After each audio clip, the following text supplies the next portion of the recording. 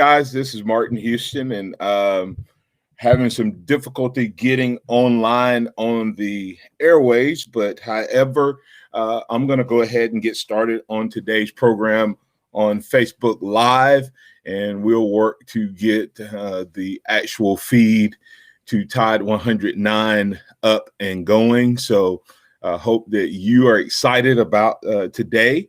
And as we get a little more information on what's happening on that side, I will continue to work them back in. But so glad that you have gotten up and Adam with us on this beautiful Friday morning on the eve of the Alabama Crimson Tide LSU matchup down in Baton Rouge. Got a lot to get to.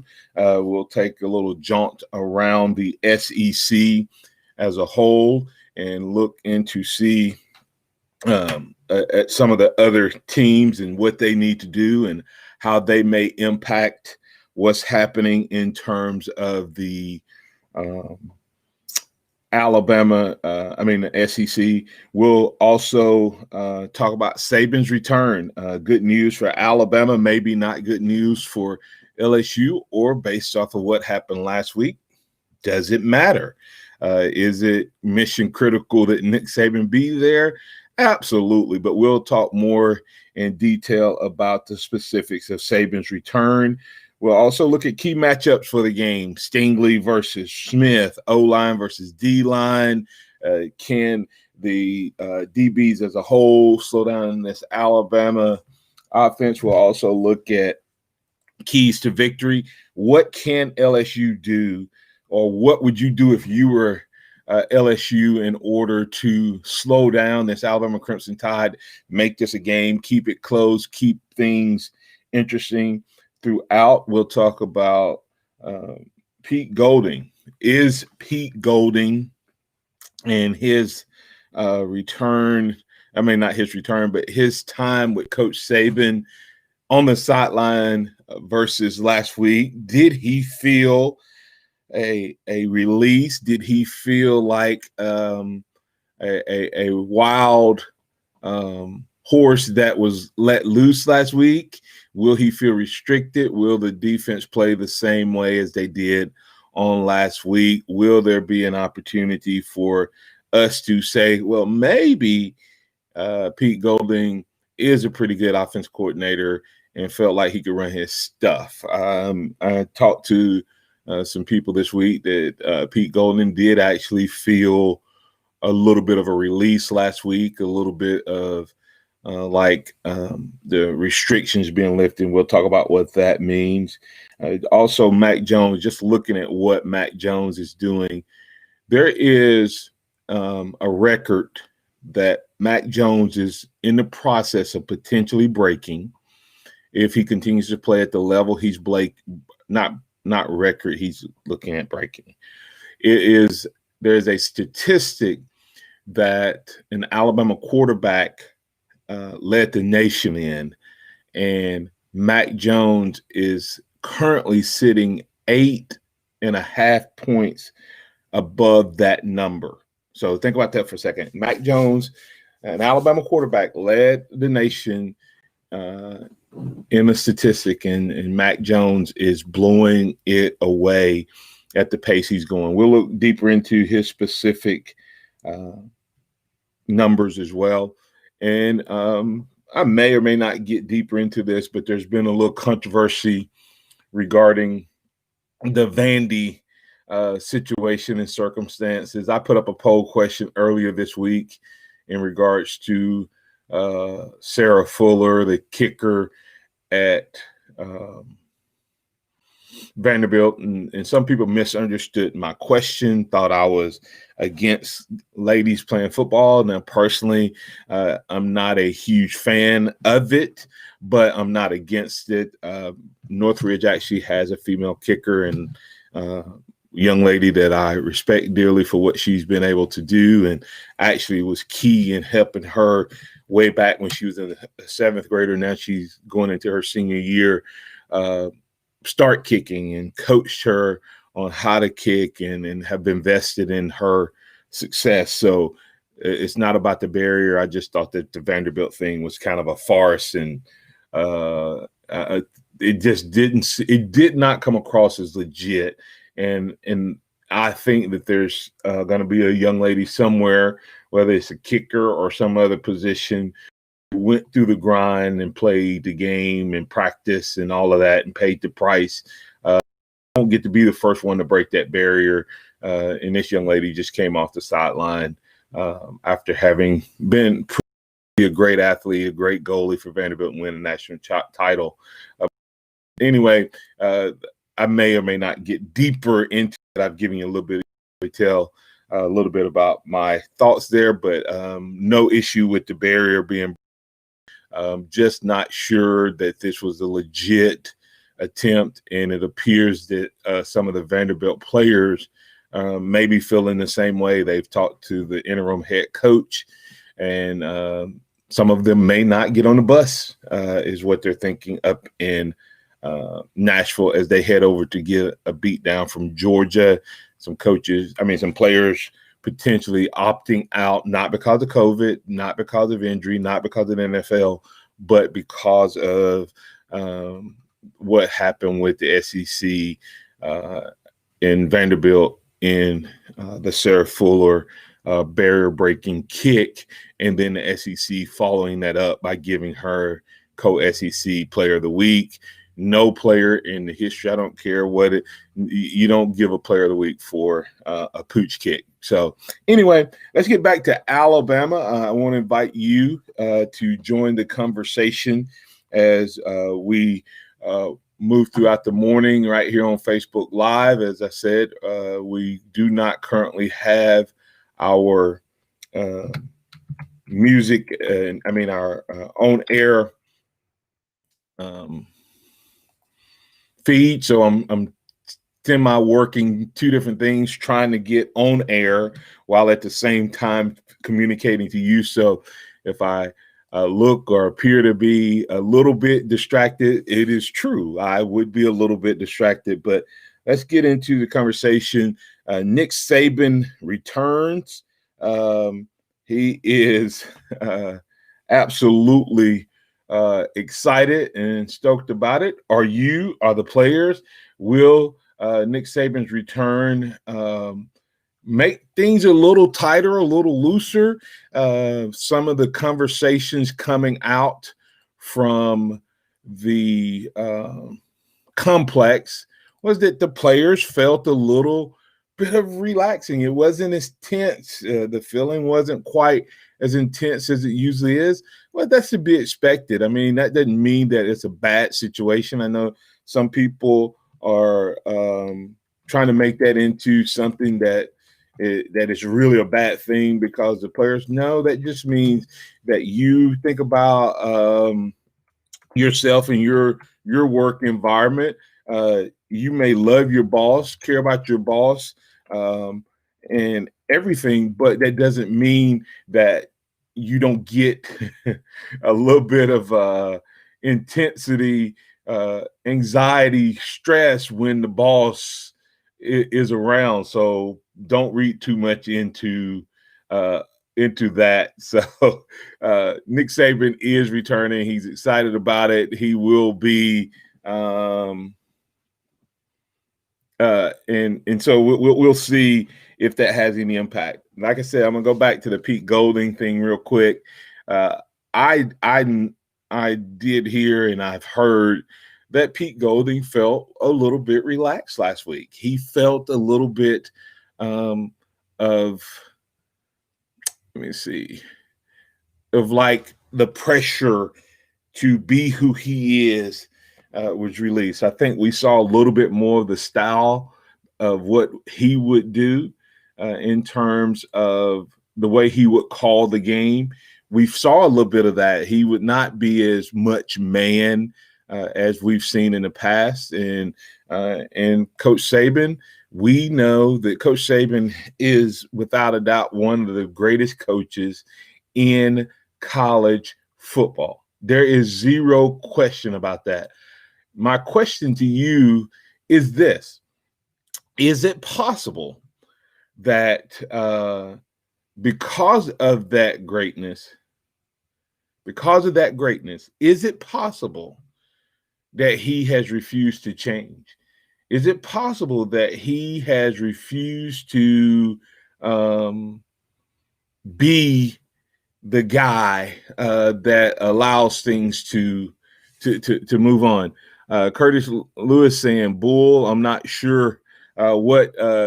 Please explain. There's a comment right there, Curtis. He just said bull. No explanation. Please explain, Curtis, and I'll respond to that response in a moment. But here's the thing. Nick Saban has refused to change defensively as a whole.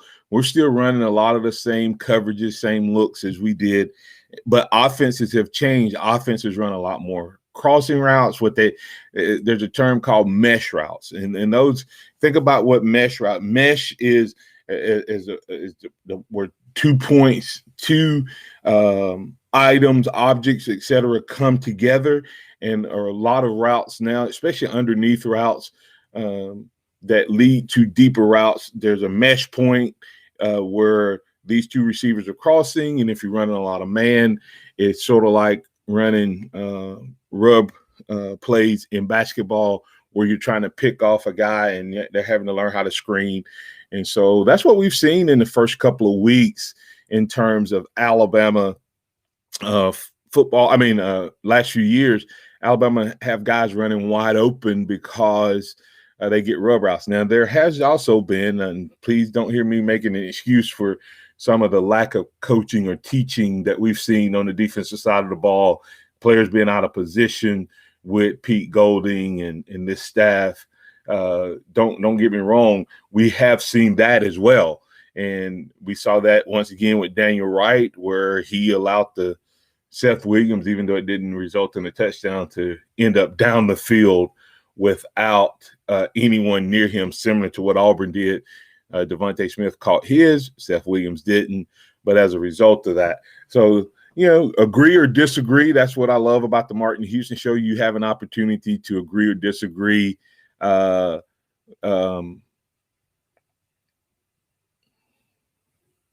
When I say that Saban hasn't changed, I'm talking about defensively. Lake Martin, Charles said, I'm afraid I agree with Curtis. I'm very limited football knowledge. I think I have seen lots of change in Saban over the years. I totally agree with Saban changing over the years, but I'm speaking from a defensive side of the ball. We're running the exact same defense that we've always ran under Coach Saban. From an offensive standpoint, he has proven to be one of the greatest change coaches ever. He went from a pro-style, run it down your throat style offense to a wide open offense. And now, right now, he is the most prolific coaching the most prolific offense in the history of college football under Sark in 21 consecutive games, which is every game that Sark has called to this point. And you will see, excuse me, and you'll see what happens in terms of Nick Saban in offense. 21 straight games where they have called scored 35 or more points. So offensively, he has absolutely changed. Then from a defensive side of the ball, we're still running a very similar style. What we're going to do right now, as I told you, we're not on air on the radio. So I'm going to take a break here. You all stay tuned right here. And I'm going to attempt to take a break, go over, see if we can figure out what's going on with the on-air portion, see if we can get that going. But I'll take a little break here, get to that, and then come right back to you right here on the Martin Houston Show. Please bear with me as I attempt to make this work this morning. Thanks, guys. We'll be right back in just a moment.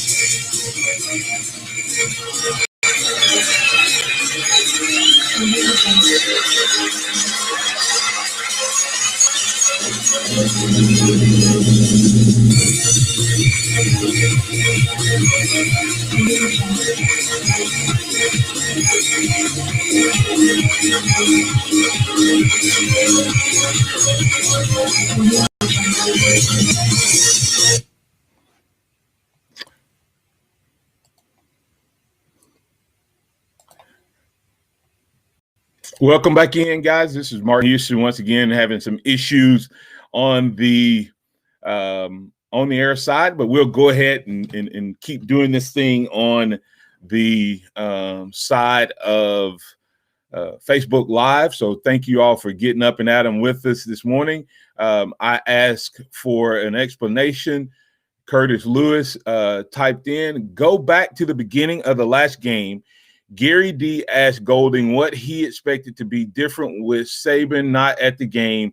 Golding said Saban wouldn't be in his ear saying he's running too much man. Hey, listen, I know exactly what he said, but I'm also telling you that the resource that I heard from, they were not trying to be breaking news, and they probably be upset that I'm even saying anything. But I'm going to tell you that regardless of what we think, feel, or know, Saban loves man. Saban, it's sort of like down at what's happening at LSU. Despite what's happening at LSU, they will not get away from man. That's why they're going to get beat bad this week. So, yeah, I know what he said on the air, but I also have been around and seen people who work for bosses that will say what they need to say to make sure that they stay in the right place in the right way. Am I saying that Pete Golding was not being completely truthful at this moment? Yeah, that's exactly what I'm saying. I think that Pete Golding felt some freedom, and I could be wrong. If we're running too much man, and we ran a better balance this past weekend. This is what I would say. If we ran a better balance, not that we couldn't run even more zone. I wouldn't be opposed to us running even more zone. But if we find ourselves running back to more man, or if we're running too much man already when Nick Saban is there, why are we continuing to do that? He's the head coach. And if running too much man is the problem that Nick Saban has, or is he saying that in his ear? Oh my God, then Pete Golding really is running this, and we don't need, when we do bad, we need to give Pete Golding all of the credit. When we do good, we need to give Pete Golding all of the credit if his coach is saying it's too much man, because I believe that man coverage is probably one of our biggest challenges to what we've seen, guys running wide open, guys not being in the right spot.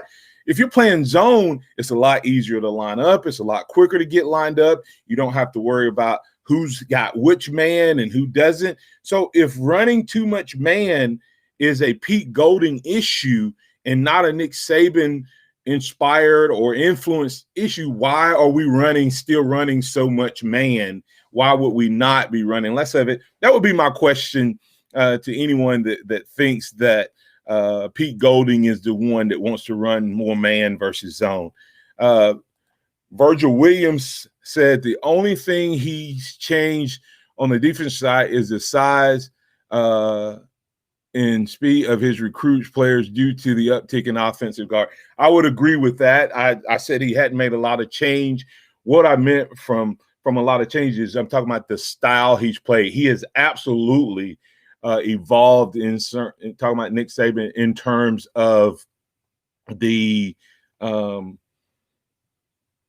style player because of the style offense. We are no longer recruiting the Rolando McClains only at the linebacker position, where a guy 6'3", 245 pounds and, a behemoth of a man. We have some big guys, but a lot of those guys are more of in the CJ Mosley type of player now that are a little faster, a little quicker, a little more swivel in the hips type of player. So yes, he has evolved in terms of that particular type of player. So that's continuing. Nick Saban is back, so we'll see if it has any impact or not.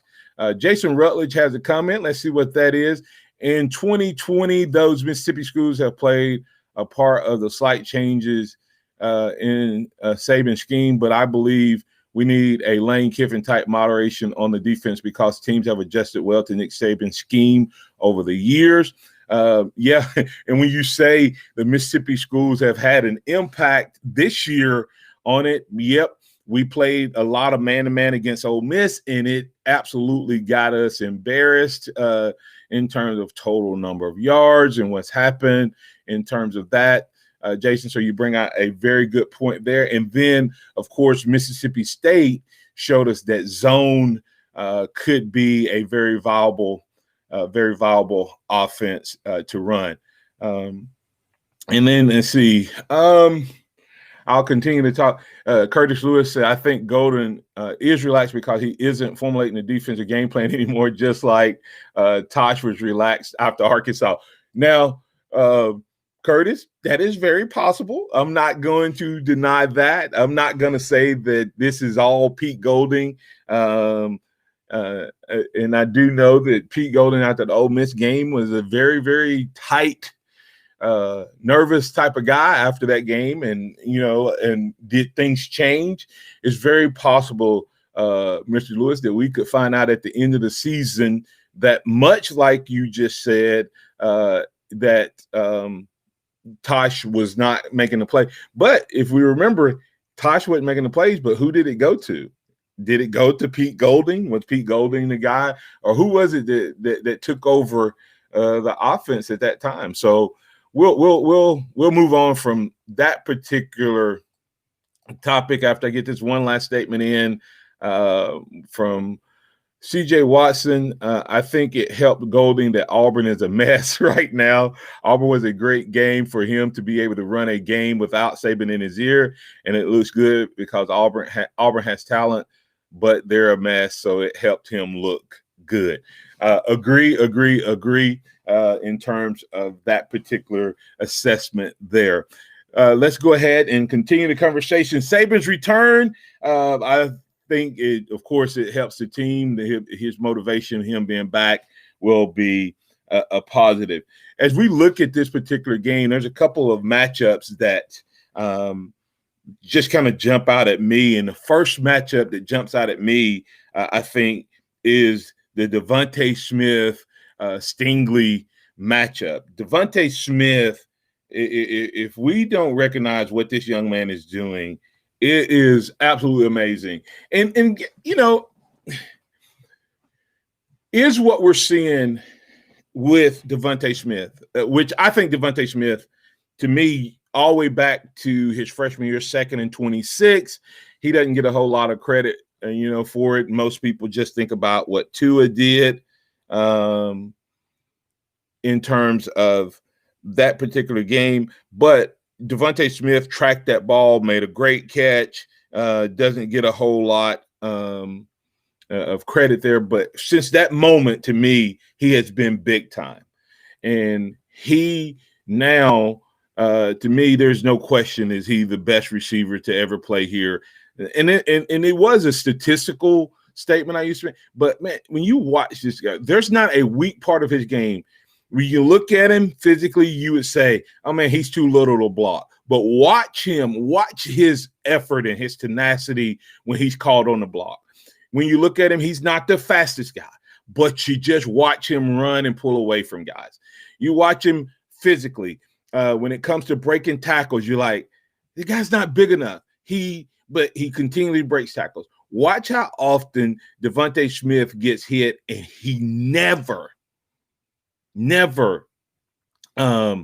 gets broken down in terms of tackles. Most of the time, he finishes ahead. I mean, not ahead. He finishes like a good running back on his feet or going ahead. He hardly ever gets tackled one-on-one. And that's all the non-receiver stuff. Then when you just come look at his hands, he has some of the best hands I've ever seen. He's only dropped a few balls in his entire career. He's a big time playmaker when it comes to just making plays in open field. He is big time when it comes to the red zone. He just everything you want in a player.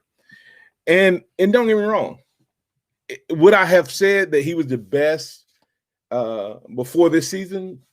Probably not. But what he's done now in his senior campaign, to me, puts him in a position where I have no issues, no qualms with saying that this young man may be the best player or is the best wide receiver to play here from a statistical standpoint, accomplishment standpoint, just how he does his business. But here's a question I have for you, and I'm going to take another break here. We're going to get to our second break. We'll go to halftime here. Still not on air on the radio, but hey, we're having a good time right here in terms of Facebook Live. And so that's why I do this venue for you guys, and glad that you all have chosen to interact with me this morning, and we'll continue that. But I want you to think about this during the break. Is Devontae Smith what we would have seen if all of those previous superstars had come back for a fourth year? Is Devontae Smith the equivalent of the pros that we've seen, those fourth-year guys who went to the pros instead of coming back? C.J. Watson mentioned this as a whole for this senior class. Specifically, I'm talking about Devontae Smith. Is Devontae Smith so much better right now than what we've seen in terms of execution because of his fourth year coming back, where guys of his talent in the past Nick Saban era would have already been? Stay tuned. We'll be back, just taking a quick break here, and we will catch up with hopefully the on-air crew, but if not, we're going to just keep riding right along right here on the Martin Houston Show. Thank you so much for being a part of it. On behalf of my great sponsors, I want to thank you guys for being a part of it. Alabama One Insurance. We do all of the insurance that you need: auto, home, life, regardless of what you're looking for. We are there to help you. So make sure you go and check us out at alabama1insurance.com, alabama1insurance.com. Check us out, and we'll be glad to assist you. alabama1insurance.com.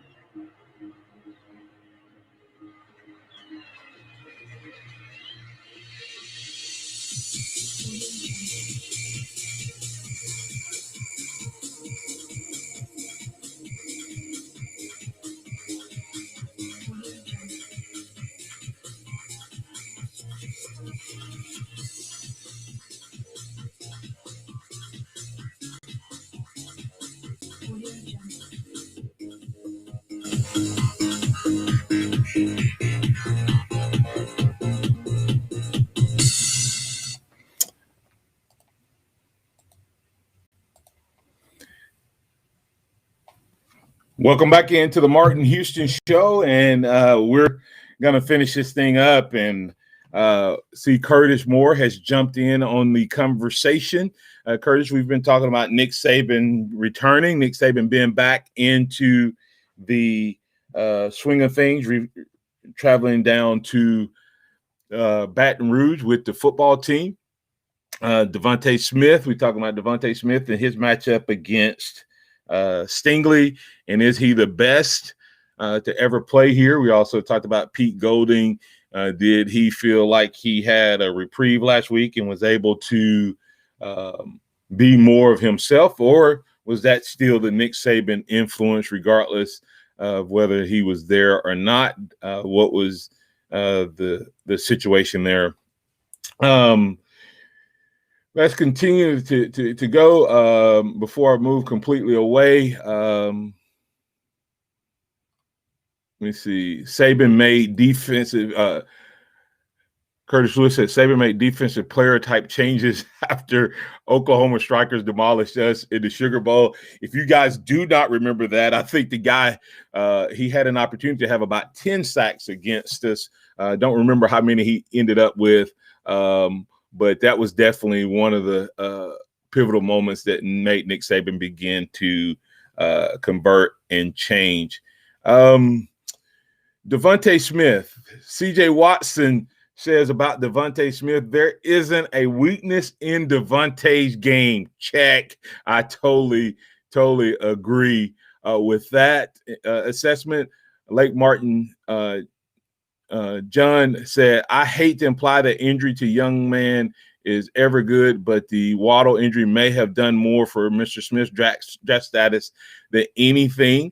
Good assessment, Lake Martin John. In terms of his draft status, I would say that he has actually moved up the draft boards as a result, not just because of his play offensively, but one thing it has shown that despite a lot of people thought Devontae was having a really good year because of the impact of, hey, they're having to cover Waddle and Mechie and all those other guys. And then when Waddle went down, they were like, oh, man, once he goes down, now they're going to be able to double team Smith and stop him. Well, guess what? Smith has actually played as well or better since that time. So you can't say that it was just about Waddle being able to pull anything.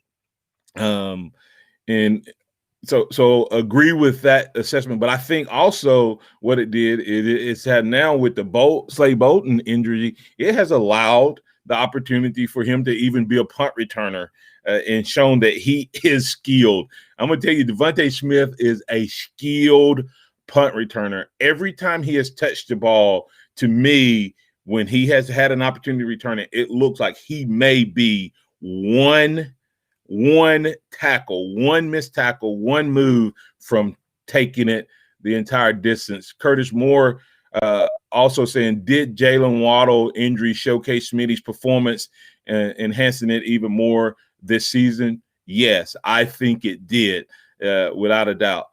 Jason Rutledge saying, man, tough question. I believe with there being one ball, he often was left out of the party, but found a way to make an impact. Waddle being out has also helped him highlight his game. So all of you guys are totally agreeing.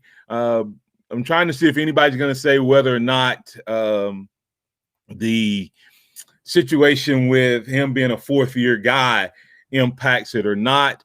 C.J. Watson replying to Lake Martin John, I'm not sure I agree. CJ going potentially to the other side. I tend to lean that way too, but looking harder at it, Smith still was the statistical leader at receiver over Waddle, and that says something because Waddle right now, y'all know Waddle had almost 600 receiving yards through 4 games. So he was knocking it out of the park at receiver Waddle, and that says something. As much as I am a Waddle guy, he was the clear number 2. Smith may not be as electric as Waddle to the naked eye, but his stats said otherwise when you compare it to Waddle. Smith is straight legit. And I agree with that. So both of those can be relevant. But here's my question. Once again, are we seeing the result? Is Smitty's result not just based on what's happening with this year, but when we look at him this season, would we feel the same way about Smitty if he was in the NFL? Would any of this, how much more of a Smitty fan, how much more impressed are you with Smitty because he came back for a fifth year? Now, let me ask you this question. Would we be equally impressed if Smitty had left and Jerry Jeudy came back? Would Jerry Jeudy be having this type of season with this offense, and would he be doing the same types of things as Smitty? Or say Smitty and Jeudy left and Ruggs was back. Do we think Ruggs would be having this type of season? I personally don't think they would be at this level. I mean, that's just Martin's opinion. That's what's beautiful about this is we all have different opinions.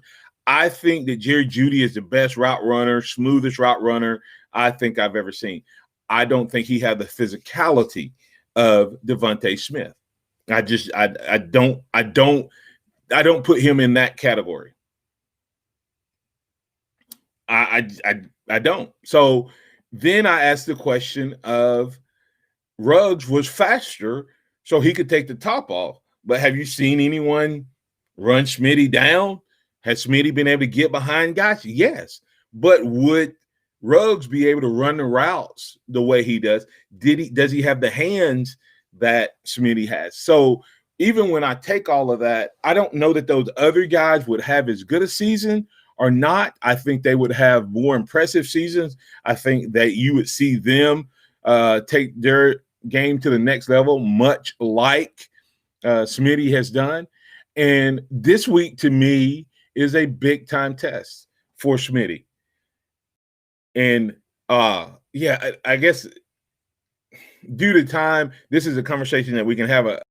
One other key element for Smitty in his season, listen to this. In 2018, Alabama quarterback Tua Tagovailoa led the nation in QBR rating with 199 let me make sure I get it right, 0.44. He led the nation with a QBR rating of 199.44. Mac Jones this year is beating that by 8 points and leading the nation, but in the Power Fives, not leading the nation, but in the Power Five. So when you look at that, I mean, Mac Jones is by 8 points outpacing what Tua did from a QBR rating, and we were ecstatic and thought that was impressive. And it was impressive. Not that we thought it was impressive. But Mac Jones, so you add that to the fact that you now have a fourth-year wide receiver who would have been a late first, early second round wide receiver last year, clearly going to be a first-round draft pick, came back and made the right choice. You add that, then you add the fact that he has a running back who was going to be probably a top second-round pick who has now worked himself into the first round most likely, and Najee Harris to that. And then you have a couple of offensive linemen who have moved up their draft stock. Yeah, all of that goes into it. But I think that Smitty stands on his own. And this week, to me, probably if LSU does what they do, the biggest matchup of the season for him. He will go head-to-head with Stingley, who is one of the best DBs in the country as a freshman. I have not got to watch him that much this year, so I don't know if he's had the sophomore slump or not, but I do know that he's played well as of late. And last week, the entire secondary of LSU was held Kellen Mond, who is not in the same category with Mac Jones and company, but nevertheless, he was 11 for 34 for 105 yards. That's a lot of incomplete passes. So the secondary played well last week, or a combination of they played better and Texas A&M played bad. But either way, when you look at that, that's going to be a big matchup in terms of the individual matchup. I think I give the edge to Devontae Smith, but overall the secondary in Alabama is going to be a key matchup in terms of what happens with the Alabama Crimson Tide going down to Baton Rouge. Guys, I need to get to one last break here. I'll read your comments and we'll bring those comments back on the other side. Also, for all of you guys, my regulars that are on here, just know that you probably noticed that the score prediction contest has kind of been all over the place. And this year I was going to give you your choice of a shirt, a hat, or a mug. I'm going to give everybody a pack, a swag pack that consists of a couple different items. So just know if you have won, I know you won, but I'm not pushing that as much. But to the Curtises and CJs and Virgils of the world and like Martin John, all of you guys who have been faithful, I got a pack coming for you that include at minimum a shirt and a mug, or a shirt and a cap. And I'll let you guys know what that is here soon. So stay tuned. Continue to support the Martin Houston Show. We'll be back in just a moment right here on your home for Alabama sports. Tide 100.9 on your radio dial, the Martin Houston Show fan page on Facebook. Thanks, guys.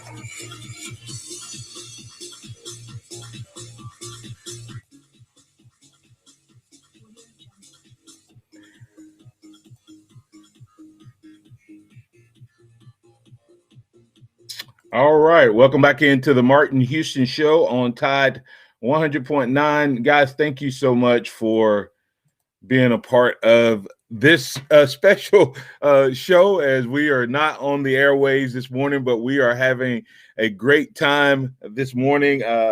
Probably having a little more interactive show than normal because I'm only having to interact with you guys on Facebook, so I'm able to bring those comments directly in and directly address each of your comments. So enjoying that portion of today's program. Hopefully we'll be back on the air on tomorrow.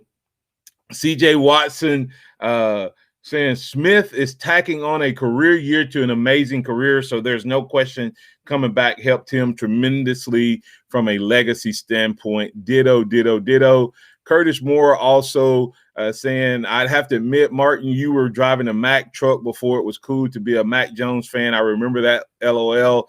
Absolutely. I was on the Mac bus last year. When Tua went down, I felt like he was a guy who could play. And I'm going to tell you what I saw. The reason I like Mac Jones, I liked him then, I like him now, and I think it bodes well for him, is Mac Jones chose to come to Alabama knowing exactly what he was coming into. Jalen Hurts had just won the SEC Offensive Player of the Year. And then Tua Tagovailoa, the nation's #1 dual threat quarterback, had committed here. Everyone was saying he was a generational talent. Everyone was saying that he was going to beat out Jalen, etc. And Mac Jones decommitted from Kentucky and chose to come to Alabama. That told me all I needed to know about the young man's mentality and mindset. And then he spent the last 3 years, instead of griping and complaining about not playing, he spent the last 3 years doing what? Working with the likes of Devontae Smith when Devontae wasn't the #1 guy and may have been running with the 2s or 3s. It probably never was with the 3s, but occasionally with the 2s, because the way it kind of works is a guy may be the third receiver in the #1 group, but he may be the #1 guy in the second group.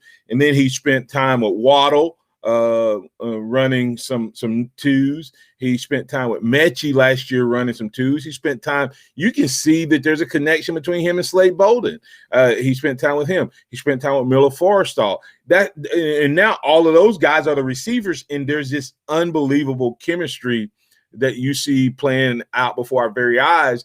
And if I was a young man, I know a lot of people talk about Jalen Hurts choosing not to transfer, and that's why a young man should not transfer when he loses a job. And to a degree, that is very, very true. But I would also say that Mac Jones is a guy that every coach needs to point to from the transfer portal standpoint of saying, hey, come, pay your dues, work hard, learn, grow, and be prepared. And then when your moment comes, you'll be the guy.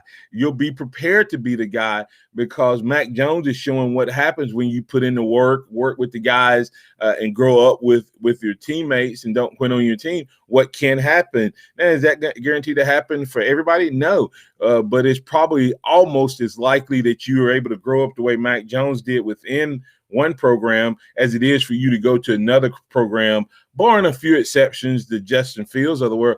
The majority of the guys who have transferred, you never hear from them again, especially at the quarterback position.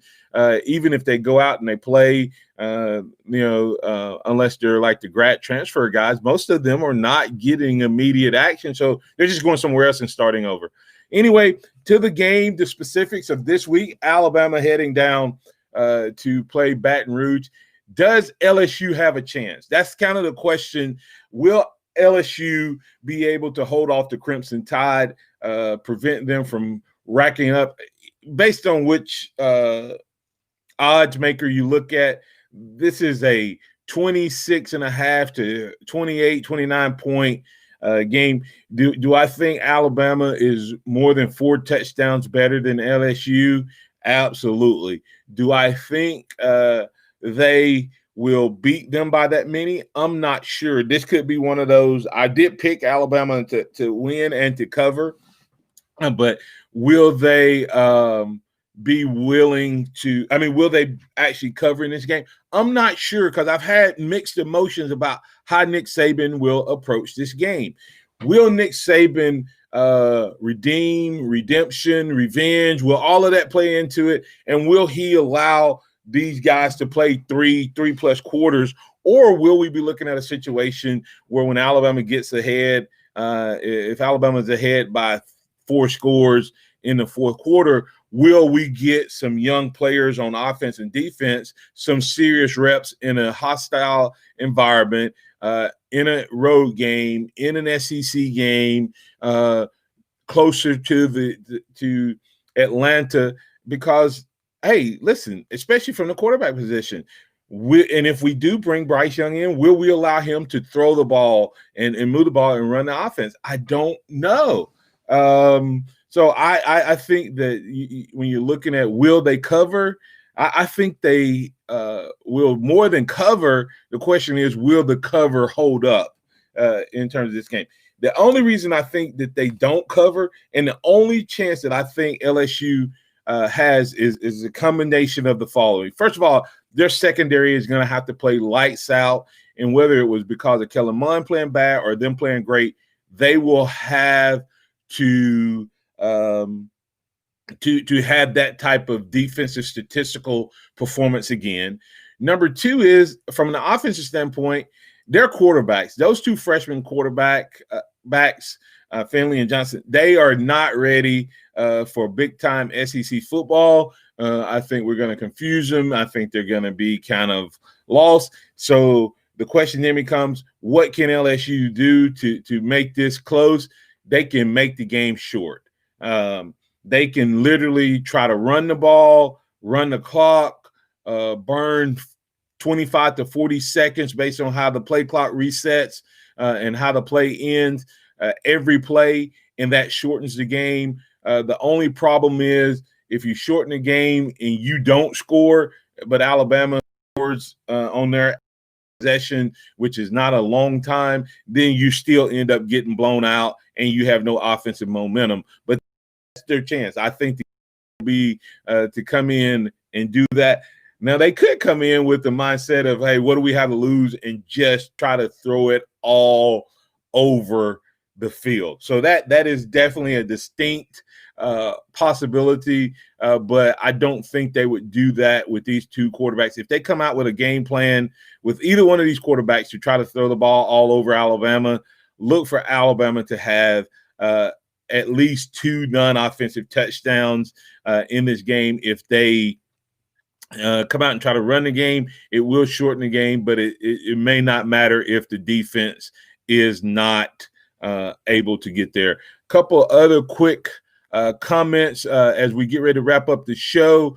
CJ said, I think it'll get ugly, but I think it's because LSU is about to completely crumble. I think it gets ugly without Bama trying very hard. CJ Watson thinking that the the LSU Tigers are going to shut it down if they fall behind, and that's a very likely possibility. Chuck Hunt saying, in my opinion, LSU has no chance. Texas A&M not being the greatest team was a struggle for LSU. LSU's backup quarterbacks are suspect. Totally agree with that. And Curtis Moore II said, I understand the revenge factor for Bama with the Coach O talk from last season and all, but this is LSU's Super Bowl. Most of us online have played football or some type of sport, and you can't ever underestimate the competitive drive. He's saying that LSU may come out. So that's an interesting, those 2 statements, as I look at them, are almost contradictory. CJ and Curtis Moore. CJ thinking that they're going to crumble. Curtis saying that they very well may come out and fight like cats and dogs. It's crazy. It's kind of a very interesting situation there. I don't know which way it's going to go, but I want to give you guys something. Like we always say, LS who. Here's a new thing. CJ the other day made a statement about LSU called lightning in a bottle. Well, I'm going to give you a new use for the term LSU. Y'all ready? Lightning struck us. That's from after this season is over. That's how you describe LSU with the way they came back from a national. Yep, they caught lightning in a bottle. And so for the 2020 season, instead of being known as Louisiana State University, they're known as Lightning Struck. Well, maybe should we just say University, Lightning Struck University, or Lightning Struck Us? So anyway, guys, I have totally enjoyed this morning, but LSU standing for Lightning Struck Us. Alabama goes down to Baton Rouge, takes care of business, and comes away with a big-time victory, big-time win. No question, no doubt. They will do it the right way and handle their business. Alabama and Tide rolls in a big way. In Lake Martin, John, thank you for those comments. In the middle of a technological disaster, I think it just heard the best show yet. The topics and conversation rock. The topic and conversation rocks because of you guys. I appreciate you each and every day. Thanks, guys. Have a great day, a blessed day. Roll Tide. We'll catch you on the flip side. Alabama over LSU. Make sure you check in with us on Monday for Good, Bad, and Ugly. Make sure you watch this game with your eyes on the players of the game and send out players of the game. And I close with this thought. Watch Jaleel Billingsley have a big day against the LSU Tigers, because they're going to be so set on stopping our wide receiver game. And Najee Harris comes in a close second, maybe even overtake Jaleel Billingsley for the player of the game. Roll Tide and have a blessed day, guys.